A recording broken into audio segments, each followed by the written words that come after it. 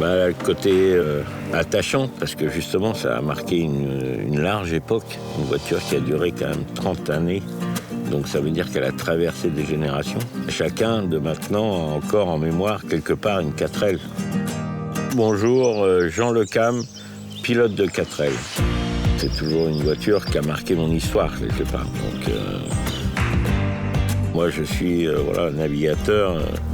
navigateur-constructeur, et donc le côté technique m'a toujours passionné. Donc forcément la 4L que tu peux bricoler toi-même, que tu peux faire évoluer, s'apparente un petit peu à mon bateau aussi.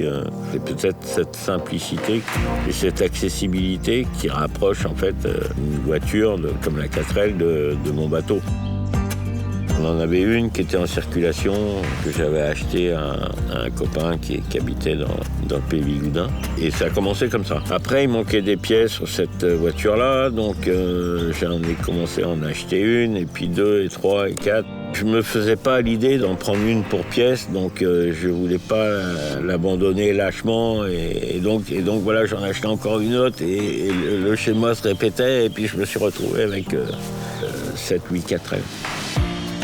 La 4L, c'était à l'origine une voiture tout-terrain. De par sa légèreté, déjà, elle pouvait aller partout. Mon bateau, Hubert, c'est une espèce de 4x4 qui passe partout, customisé, puisqu'on n'arrête pas de l'améliorer tout le temps. Ce qui me plaît dans la 4L, c'est que c'est une voiture simple.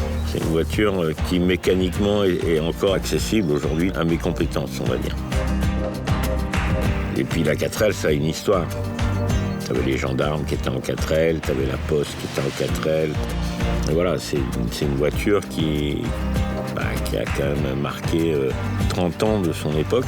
C'est quand même un monument historique.